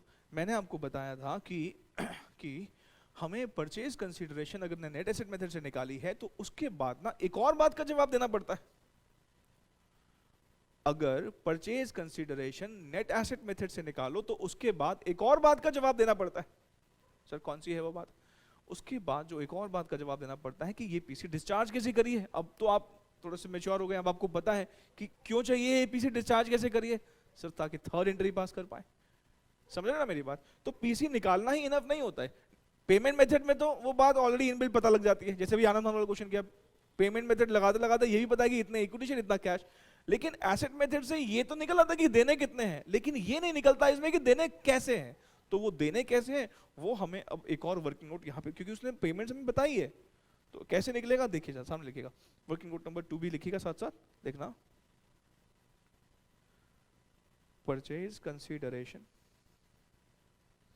is to be satisfied as under. Purchase consideration to be satisfied as under. आपको पता है कि आप ना इनको प्रेफरेंस शेयर्स देंगे, 9% प्रेफरेंस शेयर्स देने। देखो बाय इशू ऑफ, हम अपने तो कितने इशू कर रहे हैं? 9%। अच्छा हमें देने कितने के हैं? कहता है कि हमें ना देना, याद है मैंने अब देखो, अगर यहाँ पे अगर आपको प्रॉब्लम है ना तो इसका मतलब आप रिवीजन नहीं कर रहे हो। मैंने पिछली क्लास में डिबेंचर्स के जो केसेस कराया था वो मैंने बहुत अच्छे से बताया था कि वो पैराग्राफ 2 पार्ट्स में स्प्लिट होता है। पहला पार्ट जो होता है वो ये बताता है कि हमें देने कितने हैं, और दूसरा पार्ट उस स्टेटमेंट का क्या बताता है कि देने कैसे हैं। ये वाला पार्ट क्या बता रहा है कि देने कितने हैं, कितने देने हैं, प्रेफरेंस शेयर्स कितने के? 1 लाख। ये क्या बताता है? देने कैसे हैं। तो मुझे कितने देने हैं टोटल? 1,10,000। टोटल कितने देने हैं? 110। तो परचेज कंसीडरेशन में प्रेफरेंस शेयर्स में जो दूंगा वो कितने के दूंगा? 1 लाख रुपए प्लस 1 लाख का 10%, कितना हो गया? 1/10। और मुझे जो रिमेनिंग पीसी देनी है ना, पता है वो किस में देनी है? रिमेनिंग पीसी ना मुझे इक्विटी शेयर्स में देनी है। अच्छा, आप ये बात जानते हो कि हमारी टोटल पीसी कितनी है? टोटल पीसी कितनी है? 5। ये कहां से निकला 530? सर अब ये भी निकाला वर्किंग नोट नंबर 1 में। इसका मतलब मैं कह सकता हूं कि मेरी जो बैलेंसिंग फिगर है वो इक्विटी शेयर्स की पीसी आएगी। कितने की पीसी देनी है? 420। आप देख लो प्लीज, ये समझ में आ रहा है कि नहीं? हमें टोटल टोटल 530 की पीसी देनी है, जिसमें से हमें 1,10,000 के क्या देने हैं? Preference shares. तो इसका मतलब बाकी मुझे क्या पे करना है? Equity shares. अब एक और बात लगे हाथ तो लगा देते हैं, निकाल लेते हैं। नंबर ऑफ 9% प्रेफरेंस, नंबर में कितने प्रेफरेंस शेयर्स इशू करोगे आप? नंबर में सर इशू करेंगे number of 9% preference shares to be issued 1,10,000 divided by, उसने बोला है कि पार पे या प्रीमियम पे कुछ बोला है? नहीं बोलता तो क्या मानते हैं? पार। अच्छा, हरी लिमिटेड का एक प्रेफरेंस शेयर कितने रुपए का है? 100 रुपए का। तो मैं क्या मानूं, हमारा एक प्रेफरेंस जो इशू हो रहा है वो कितने में इशू हो रहा है? 100 रुपए में। तो कितने प्रेफरेंस शेयर इशू करने पड़ेंगे आपको? 1100। और कितने इक्विटी शेयर्स इशू करने पड़ेंगे आपको? Number of equity shares to be issued 4,20,000। और जानते हो हमारा एक इक्विटी शेयर कितने में इशू हो रहा है? 10.5 रुपए में। तो बताना 420 को 10.5 से डिवाइड करके कितना आएगा? कितना? 40,000 इक्विटी शेयर्स हमें इशू करने पड़ेंगे। 40,000 इक्विटी शेयर्स इशू करने पड़ेंगे। देखो ना, वैसे आपको क्या शेयर पता होते थे, इशू प्राइस पता होता था, याद है वो? और शुरुआत के क्वेश्चन याद करो, 40,000 शेयर दे रखे होते थे, हम किससे मल्टीप्लाई करते थे? 10.5, जो भी इशू प्राइस होता था। तो यहाँ कितना है? 10.5। तो 40 इंटू 10.5 कितना होना चाहिए? 420। तो 40,000, 10.5 और 420। यहाँ 420 पता है और 10.5 पता है, तो नंबर ऑफ शेयर निकल आएंगे ना 40,000। भाई इतने रुपए का शेयर दे रहा तो उसी से डिवाइड करूंगा ना, तो कितने शेयर जुड़ेंगे? 40,000 शेयर्स। ये हमारा पीसी है। पीसी है, ये काम कौन सी एंट्री के लिए किया हमने? थर्ड एंट्री के लिए। फिर से बताता हूँ, हमने पीसी निकाला, ये निकालना ही इनफ नहीं था। पीसी डिस्चार्ज कैसे किया ये पता होना चाहिए, कौन सी एंट्री के लिए? थर्ड एंट्री के लिए। तो इसने बताया है कि प्रेफरेंस शेयर कितने देने हैं। अगर 5 चीज में से इतने के प्रेफरेंस शेयर देने तो बाकी के क्या देने? Equity share. सर वो तो सब ठीक है, फिर आपने ये नंबर ऑफ शेयर क्यों निकाले? भाई नंबर ऑफ शेयर इसलिए निकाले, कहीं आप ऐसा ना हो ना कि आप गलती कर डालें। 10.5 रुपए का शेयर दिया है तो 50 पैसे का सिक्योरिटीज प्रीमियम पे तो क्रेडिट करना पड़ेगा। तो 40,000 इंटू 10 रुपए, 4 लाख तो फेस वैल्यू हो गई, मतलब हमने 4 लाख की फेस वैल्यू को इक्विटी शेयर इशू किया है। और जो 20,000 रुपए ऊपर है वो क्या है? Securities premium. ये एंट्री में गलती हो सकती थी, इसलिए हमने कहा भाई नंबर ऑफ शेयर भी निकाल लो, इसमें कोई प्रीमियम नहीं है। क्यों नहीं है? क्योंकि हमने ये सारे शेयर किस पे इशू किए? फेस वैल्यू पर। चलो जी, यहाँ तक मेरे ख्याल से आपको बात समझ में आ रही होगी। इसके बाद हम क्या करें? इसके बाद हम अपना जो हमारा जो जर्नल वाला काम है हम वो खत्म करेंगे। आइए, इसको नोट कर लिया हो तो जर्नल पास करना शुरू करते हैं।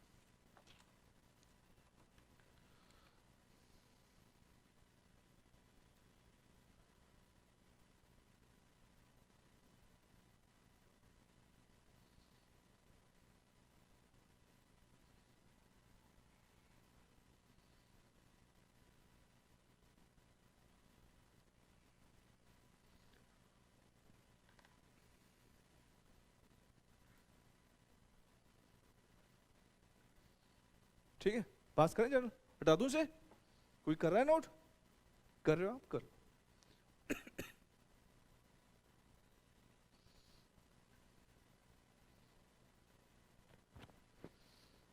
डन। चलिए, पहली एंट्री,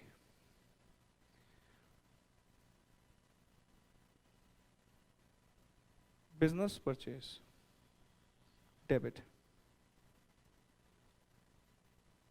टू लिक्विडेटर ऑफ कौन? Vayu, paying business purchased. कितने का पीसी निकाला? 530 का।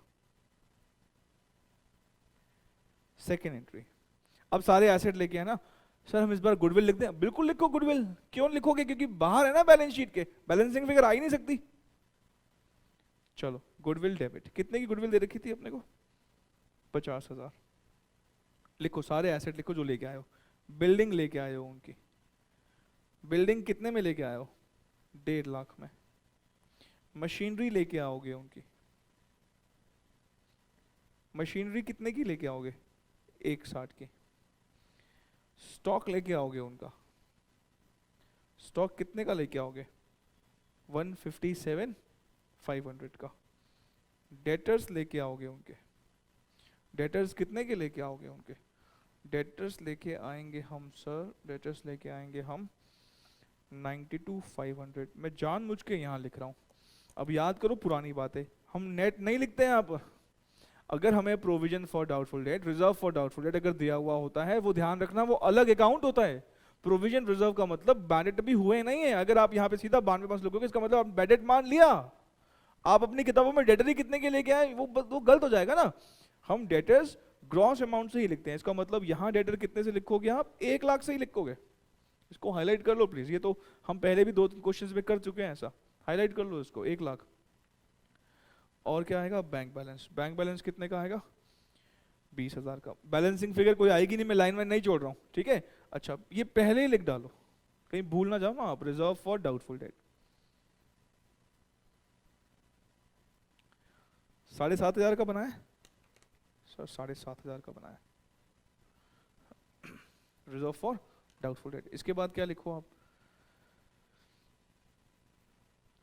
टू रिटायरमेंट ग्रेचुटी फंड कितने का? 20,000। और क्या है?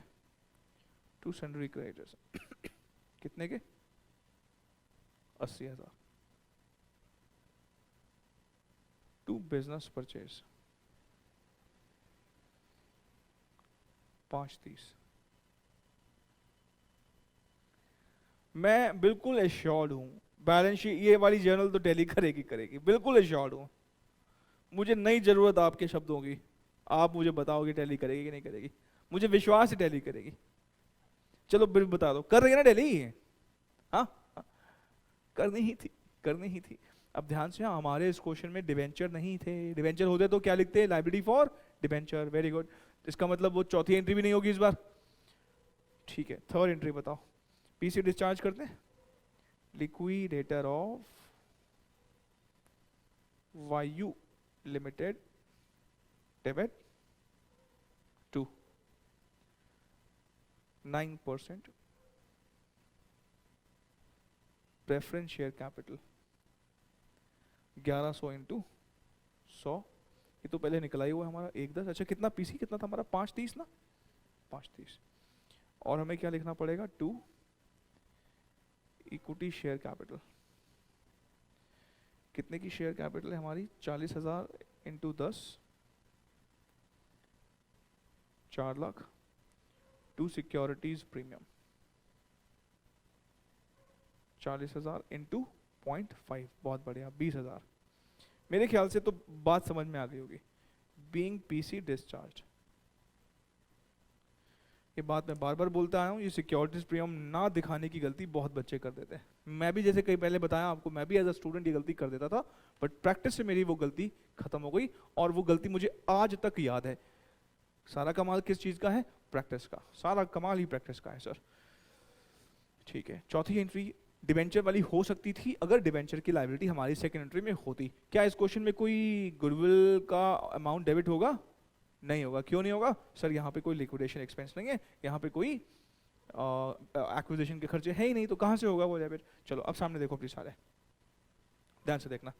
कहता है prepare necessary laser in the books of वायु। वायु मतलब वेंडर। वेंडर की बुक्स हमने अभी सीखी नहीं है, इग्नोर इट, ठीक है। हम आएंगे ऐसे क्वेश्चन पे बाद में, लेकिन फिलहाल ignore it. Show the acquisition entries in the books of Hari Limited। acquisition entries मतलब बिजनेस को खरीदने से रिलेटेड एंट्रीज वो हमने पास कर दी है। और क्या मांगा है? Also draft the balance sheet after absorption. कहता है इस एब्जॉर्प्शन के बाद बैलेंस शीट और ड्राफ्ट कर दो। बैलेंस शीट मुझे बताओ कैसे ड्राफ्ट करोगे, बताओ जी, सोचो। किसकी पहले दिमाग में लाओ, बैलेंस शीट बनानी किसकी है? Balance sheet new company. New company का नाम क्या है? हरी लिमिटेड। ध्यान से मेरे वर्ड को सुनना, न्यू कंपनी का नाम क्या है? हरी लिमिटेड। तो बैलेंस शीट बनेगी भी किसकी किताबों से? हरी लिमिटेड की किताबों से। अच्छा, अब ध्यान रहे हरी लिमिटेड की खुद की बैलेंस शीट गिवन है, तो ये तो बैलेंस शीट में उसकी आएगा ही आएगा, लेकिन साथ में ये वायु की बैलेंस शीट है। मैं फिर से वापस से बोल रहा हूं, ये वाली चीज को क्या करना है? इग्नोर, ये बेकार चीज है। हरी की खुद की बैलेंस शीट और हरी का जर्नल, ये रही जर्नल। तो हरी की ये जर्नल की मदद से और हरी की बैलेंस शीट की मदद से, ये दो चीजों की मदद से आप क्या बनाओगे, आप बैलेंस शीट बनाओगे। किसकी? इसका मतलब जो हमारी बैलेंस शीट बनेगी अभी, वो किसकी मदद से बनेगी? वो बनेगी existing balance sheet of Hari plus journal of Hari plus journal of Hari, ये दो चीजों की मदद से बनेगी जर्नल ऑफ हरी लिमिटेड। तो आपका मन होगा, हमेशा की तरह होगा मन। चलो मैं आपके मन को क्यों मारूं, बनाएगी। मैं आपको 2 मिनट दे रहा हूं, बैलेंस शीट बनाएंगे। चलिए।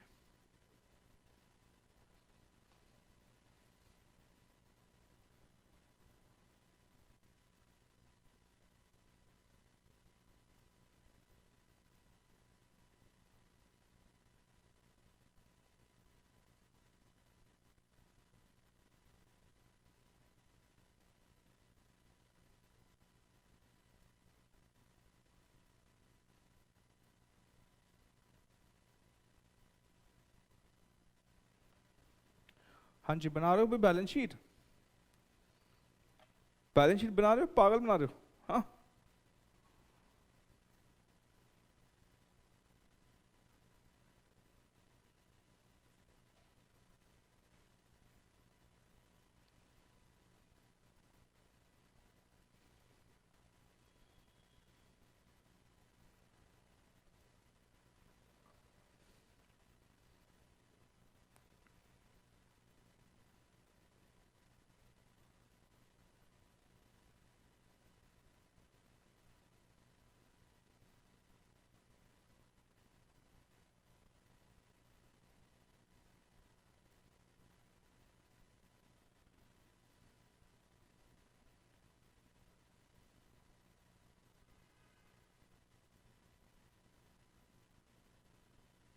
चलिए जी, पहले आती है शेयर कैपिटल।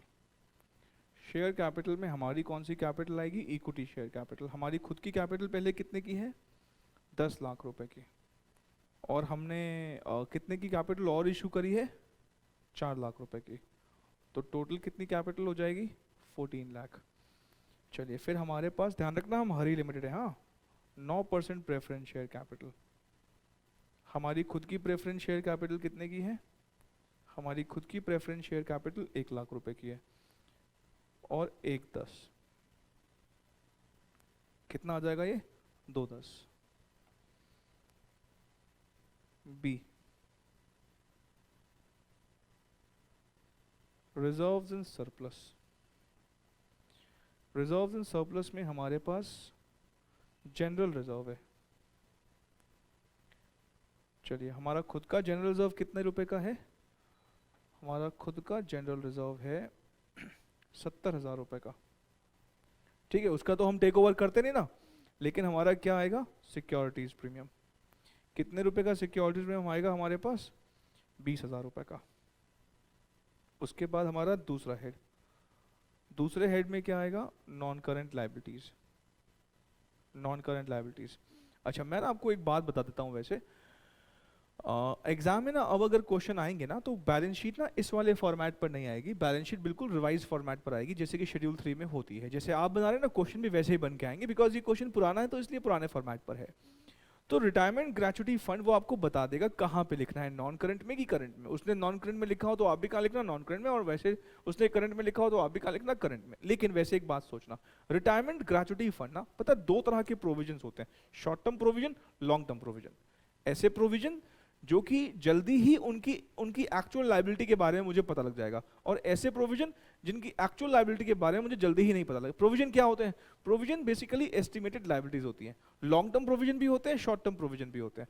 तो जब मैं ऑफ कोर्स जब शेड्यूल 3 पर बात करूंगा तो वहां पर ये बात है डिटेल में मुझे पढ़ानी है, पर अभी के लिए बता देता हूँ। ग्रेचुटी का फंड है, रिटायरमेंट का फंड है, तो ये शॉर्ट टर्म प्रोविजन नहीं होता। ये कौन सा प्रोविजन होता है? कि लॉन्ग टर्म प्रोविजन होता है। एक ग्रेचुटी इंसान को कब मिलती है? जब वो रिटायर होता है। तो हमारे एम्प्लॉयज की रिटायरमेंट का फंड है, तो इसलिए ये कौन सा प्रोविजन है? कि एक लॉन्ग टर्म प्रोविजन है। और लॉन्ग टर्म प्रोविजन कहां पर आते हैं? नॉन करंट लायबिलिटी में आते हैं। आ रही है बात समझ में? हाँ, ठीक है। कितना लिखूं यहाँ पर? हमारा खुद का कितना है? 50। अब जर्नल में देखनी है बाकी की उनका कितना टेक ओवर किया है। उनका कितना टेक ओवर किया है? 20। 70। देखने कहने को तो ये बैलेंस शीट पे भी बीसी लिखा हुआ है, लेकिन आप यहाँ से अगर लिखने की आदत डाली ना तो गलत कर दोगे, बिकॉज यहाँ से लिखने की आदत डालोगे, यहाँ से लिखने की आदत डालोगे ना तो आप गलती से यही कैपिटल लिख डालोगे, यही रिजर्व लिख डालोगे, गलतियां हो जाएंगी आपसे। तो यहाँ से लिखने की कभी आदत नहीं डालना। खुद की बैलेंस शीट, हमारी हरी की खुद की बैलेंस शीट और हमारी जर्नल, ठीक है। चलो क्रेडिटर्स हैं हमारे पास, हमने क्रेडिटर, इनके पहले क्रेडिटर्स बताओ कितने के, इनके हैं 31, और टेक ओवर कितने के किए थे, 80, कितना हो गया, 210, टोटल अभी करते हैं, ठीक है। चलो इसके बाद लिखो एसेट साइड। पहले कौन सा एसेट लिखोगे, नॉन करंट एसेट्स।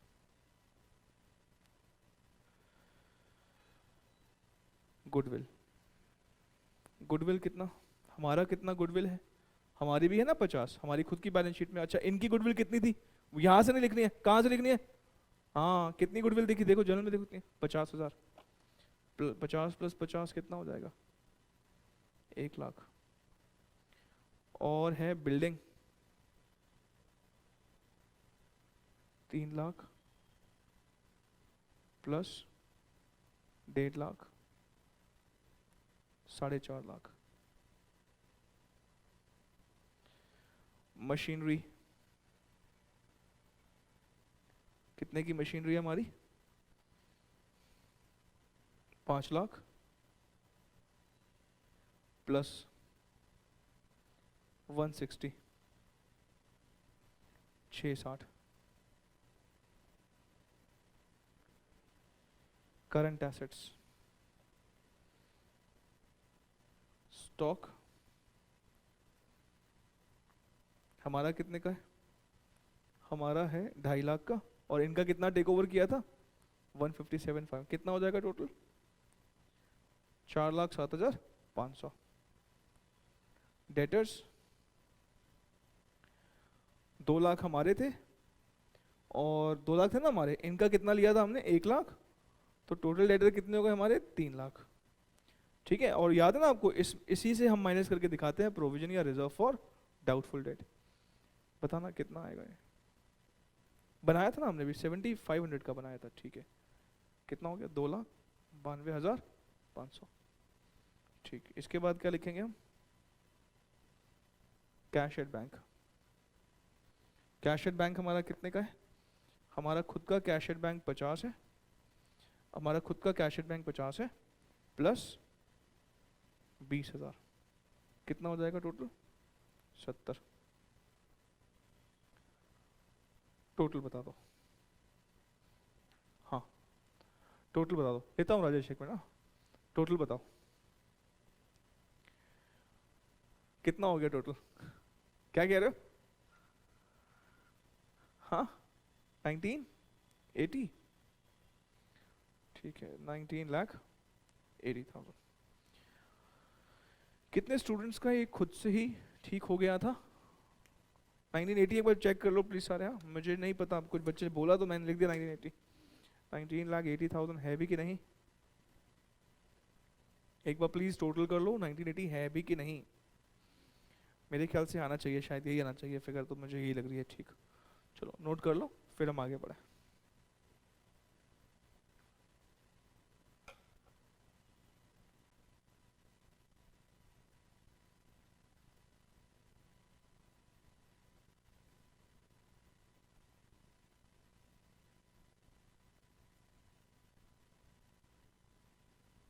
अच्छा अब ऐसा करते हैं, मैं ना आपको कुछ लिखवा रहा हूँ, और वो लिखवाने के बाद ना, क्योंकि उसके बाद एक एक बिल्कुल कनेक्टेड टॉपिक है जिसको ख़त्म करने में हमें लगभग 1.5 से 2 घंटे लगेंगे। आज हमारे पास इतना टाइम तो नहीं होगा कि मैं वो 1.5 से 2 घंटे का टॉपिक आपको आज ही करवा दूँ। तो हम ऐसा करेंगे कि वो टॉपिक के बारे में अभी लिख के चले जाते हैं, लिख लेते हैं आज, और उसको समझेंगे अगली क्लास में, उस पर प्रैक्टिस हम नेक्स्ट क्लास में करेंगे, ठीक है। आज की क्लास में हमने जो क्वेश्चन किए यहाँ तक मेन अब कॉन्सेप्ट था। मैं अब अगली क्लास वाला जो मैं लिखवाने वाला काम है थोड़ा सा, वो आपको करवा के भेज रहा हूँ। मैं लिखवा देता हूँ थोड़ा सा, उसकी डिस्कशन हम कब करेंगे, अगली क्लास में, ठीक है। तो 5 मिनट लगेंगे, पहले लिख लेते हैं थोड़ा सा। हेडिंग डालना, आप एक हेडिंग डालना, intrinsic value of a share.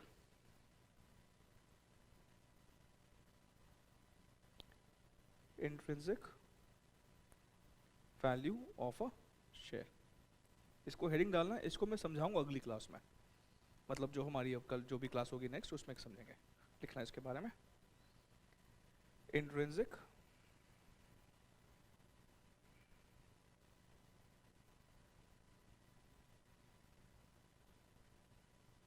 value is notional refund per share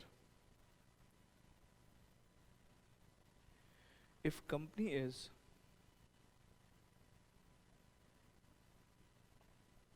liquidated on a specific date, if company is liquidated on a specific date, फिर लिखना intrinsic value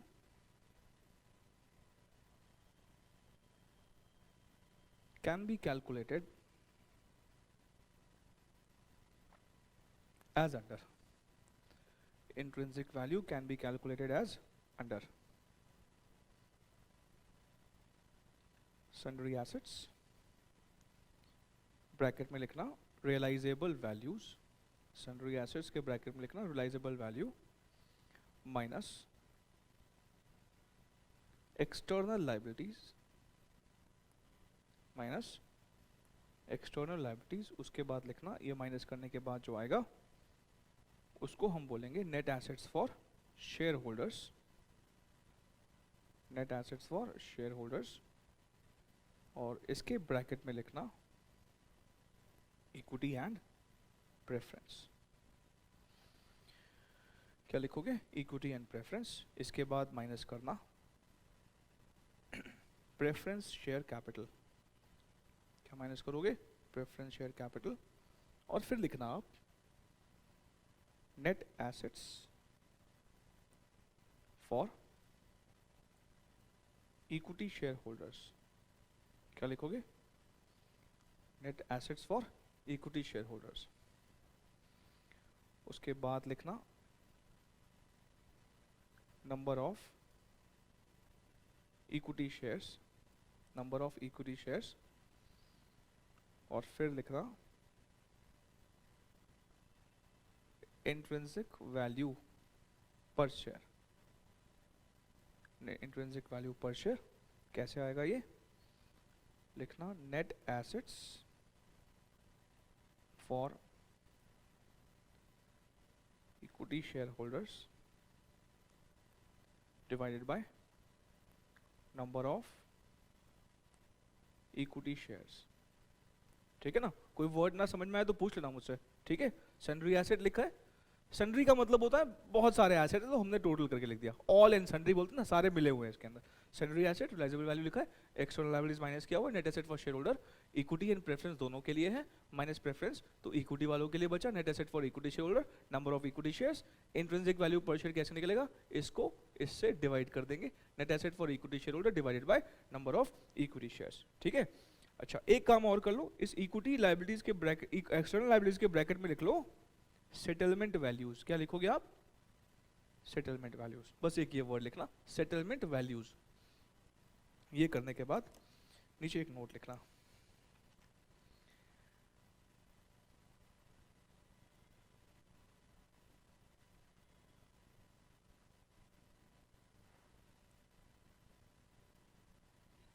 intrinsic value is calculated only for equity shares. Intrinsic value is calculated only for equity shares. लिख लो इसके लिए ताकि कोई confusion ना रहे। Preference shares do not have any intrinsic value. Preference shares do not have any intrinsic value.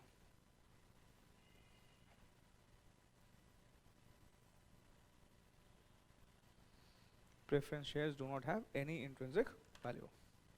ठीक है जी, ये हमारा नोट है। और क्या लिखा? Intrinsic value is calculate only for equity shares, और क्या लिखा है? Preference shares do not have any intrinsic value. ये क्या होता है, कैसे होता है, मैंने अभी कुछ भी एक्सप्लेन नहीं किया आपको।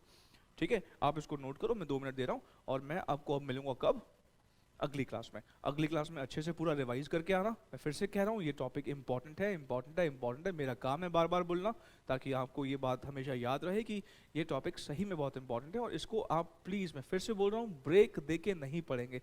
इस टॉपिक को एट वन गो पढ़ेंगे, साथ साथ रिवाइज करेंगे, अच्छे से रिवाइज करेंगे। तो मैं आपको मिलूंगा कब, अब मैं आपको मिलूंगा परसों, जो भी हमारी नॉर्मल क्लास होगी। और उसके बाद आप हम नई नया टॉपिक जो मतलब इसमें इसको समझेंगे, मतलब एक तरह से नया कॉन्सेप्ट है इस चैप्टर के अंदर, जिसको हम डिटेल में पढ़ेंगे। इसको समझने में हमें लगभग 1.5 से 2 घंटा लग जाएगा और उसके बाद फिर हम कुछ और नए कॉन्सेप्ट करेंगे। कोशिश करेंगे अगली क्लास में हम परचेजिंग कंपनी की बुक्स हैं वो ख़त्म कर डालें। नेक्स्ट क्लास हम परचेजिंग कंपनी की बुक्स को ख़त्म कर देंगे और फिर उसके अगले वाली क्लास में हम क्या शुरू कर देंगे, ओल्ड कंपनी के बुक्स। ठीक है, चलिए, thank you so very much, take care और अच्छे से प्लीज़ रिवाइज करके आना। Take care, bye.